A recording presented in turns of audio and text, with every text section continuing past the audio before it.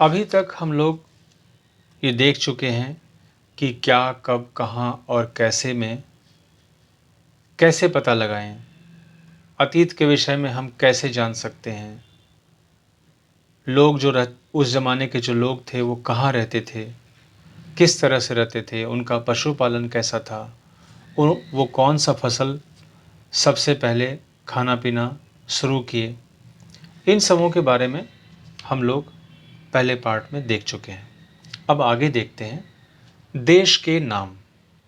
हम अपने देश के लिए प्रायः इंडिया तथा भारत जैसे नामों का प्रयोग करते हैं। इंडिया शब्द इंडस से बना है, जिसे संस्कृत में सिंधु कहा जाता है। अपने एटलस में ईरान और यूनान का पता लगाओ। करीब करीब 2500 साल पहले उत्तर पश्चिम की ओर से आने वाले ईरानियों और यूनानियों ने सिंधु को हिंदोस अथवा इंदोस और इस नाम के पूर्व में स्थित भूमि प्रदेश को इंडिया कहा। उत्तर पश्चिम में रहने वाले लोगों के एक समूह के लिए भारत नाम का प्रयोग किया जाता था। इस समूह का वर्णन संस्कृत के आरंभिक लगभग 3500 वर्ष पुरानी रचना ऋग्वेद में भी मिलता है। इसका प्रयोग बाद में देश के लिए होने लगा। अतीत के बारे में कैसे जानें? हम कई तरह से अतीत की जानकारी प्राप्त कर सकते हैं। इनमें से एक तरीका अतीत में लिखी गई पुस्तकों को खोजना और पढ़ना है। ये पुस्तकें हाथ से लिखी होने की वजह से पांडुलिपि कही जाती है। अंग्रेजी में पांडुलिपि के लिए प्रयोग किया जाने वाला मैन्युस्क्रिप्ट शब्द मेनू, जिसका मेनू जिसका अर्थ हाथ है, से निकला है। ये पांडुलिपियां सामान्यतः ताड़पत्रों अथवा हिमालय क्षेत्र में उगने वाले भूर्ज नामक पेड़ की छाल से विशेष पद्धति से तैयार भोजपत्र पर लिखी हुई मिलती है। इतने वर्षों में इनमें से बहुत सी पांडुलिपियों को कीड़ों ने खा लिया तथा कुछ नष्ट कर दी गई। फिर भी ऐसी कई पांडुलिपियां आज भी उपलब्ध हैं। सामान्यतः ये पांडुलिपियां मंदिरों और बौद्ध विहारों में प्राप्त होती है। इन पुस्तकों में धार्मिक मान्यताओं व व्यवहारों, राजाओं के जीवन, औषधियाँ तथा विज्ञान आदि सभी प्रकार के विषयों की चर्चा मिलती है। इनके अतिरिक्त हमारे यहाँ महाकाव्य, कविताएं तथा नाटक भी हैं। इनमें से कई संस्कृत में लिखे हुए हैं, जबकि अन्य प्राकृत और तमिल में है।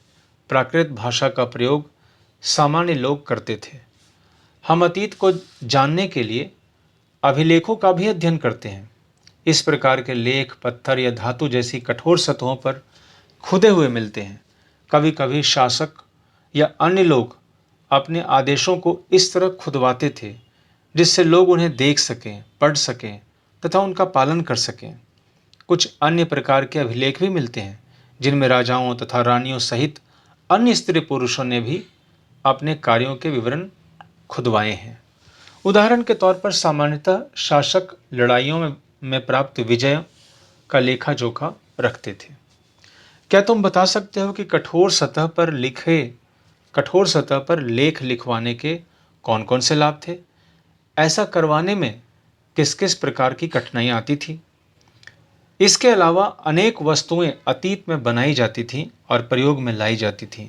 ऐसी वस्तुओं का अध्ययन करने वाला व्यक्ति पुरातत्वविद कहलाता है।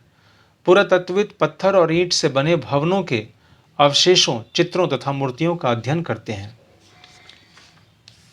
वे औजारों, हथियारों, बर्तनों, आभूषणों तथा सिक्कों की प्राप्ति के लिए छानबीन तथा खुदाई भी करते हैं।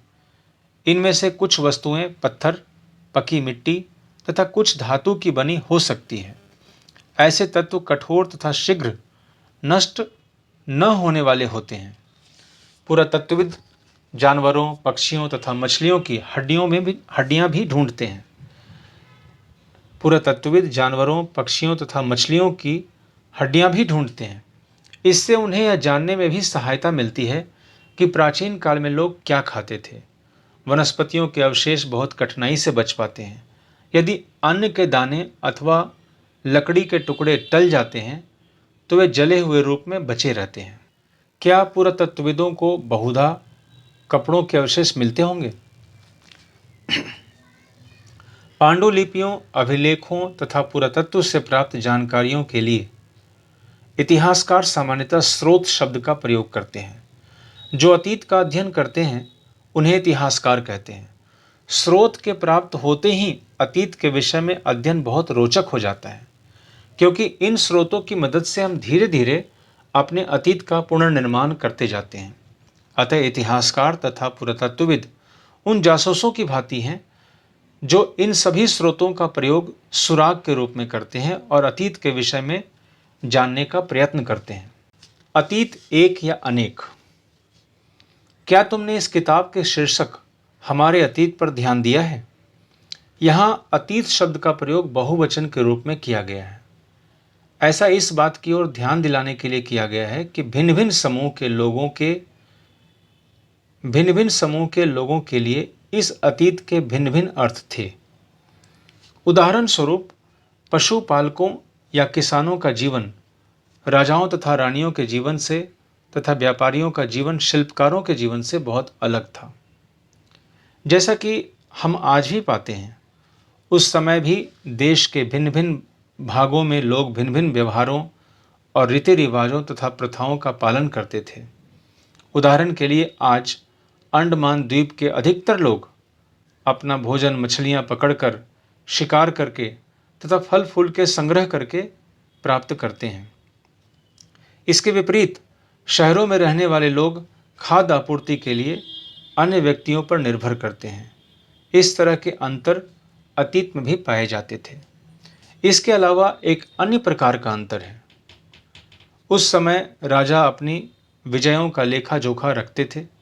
यही वजह है कि हम उन राजाओं तथा उनके द्वारा लड़े जाने वाले युद्धों के विषय में बहुत कुछ जानते हैं, जबकि शिकारी, मछुआरे, संग्राहक, कृषक अथवा पशुपालक जैसे सामान्य आदमी प्रायः अपने कार्यों का लेखा जोखा नहीं रखते थे। पुरातत्व की मदद से हमें उनके जीवन को जानने में सहायता मिलती है, यद्यपि अभी भी इनके बारे में बहुत कुछ जानना बाकी है। तिथियों का मतलब। यदि कोई तुमसे तारीख के बारे में पूछे तो तुम शायद उस दिन का तारीख, माह, वर्ष जैसे कि 2000 या इसी तरह का कोई और वर्ष बताओगे। वर्ष की यह गिनती ईसाई धर्म प्रवर्तक ईसा मसीह के जन्म की तारीख से की जाती है। अतः 2000 वर्ष कहने का अभिप्राय ईसा मसीह के जन्म के 2000 साल के बाद से है। ईसा मसीह के जन्म के पहले की सभी तिथियां ईसा पूर्व यानी ईसा से पहले के रूप में जानी जाती है। इस किताब में हम 2000 को अपना आरंभ बिंदु मानते हुए वर्तमान से पूर्व की तारीखों का वर्णन करेंगे। इतिहास और तिथियां। अंग्रेजी में बीसी, हिंदी में ईसा पूर्व का तात्पर्य बिफोर क्राइस्ट, ईसा पूर्व होता है। कभी कभी आप तारीखों से पहले एडी लिखा हुआ पाते हो। यह एनो डोमिनी नामक 2 लैटिन शब्दों से बना है तथा इसका तात्पर्य ईसा मसीह के जन्म के वर्ष से है। कभी कभी एडी के स्थान पर सीई तथा बीसी के स्थान पर बीसीई का प्रयोग होता है। सीई अक्षरों का प्रयोग कॉमन एरा तथा बीसीई का प्रयोग बिफोर कॉमन एरा के लिए होता है।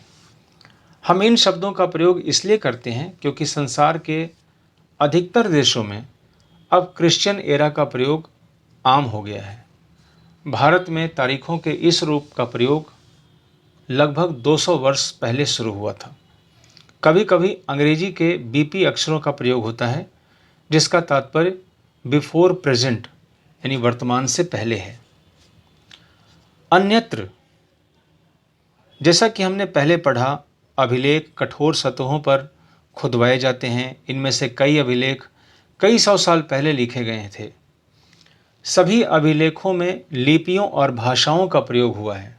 समय के साथ साथ अभिलेखों में प्रयुक्त भाषाओं तथा लिपियों में बहुत परिवर्तन आ चुका है। विद्वान यह कैसे जान पाते हैं कि क्या लिखा था? इसका पता अज्ञात लिपि का अर्थ निकालने की एक प्रक्रिया द्वारा लगाया जा सकता है। इस प्रकार से अज्ञात लिपि को जानने की एक प्रसिद्ध कहानी उत्तरी अफ्रीकी देश मिस्र से मिलती है। लगभग 5000 साल पहले यहाँ राजा रानी रहते थे। मिस्र के उत्तरी तट पर रोसेट्टा नाम का एक कस्बा है। यहाँ से एक ऐसा खुदा हुआ पत्थर मिला है जिस पर एक ही लेख 3 अलग अलग भाषाओं तथा लिपियों में है। कुछ विद्वान यूनानी भाषा पढ़ सकते थे। उन्होंने बताया कि यहाँ राजाओं तथा रानियों के नाम एक छोटे से फ्रेम में दिखाए गए हैं। इसे कारतूस कहते हैं। इसके पश्चात विद्वानों ने यूनानी तथा मिस्री संकेतों को आसपास रखते हुए मिस्री अक्षरों के समान अर्थ वाली ध्वनियों की पहचान की। मिस्री अक्षरों की समान अर्थ वाली ध्वनियों की पहचान की। जैसा कि तुम देख सकते हो, यहाँ एल अक्षर के लिए शेर तथा ए अक्षर के लिए चिड़िया के चित्र बने हैं।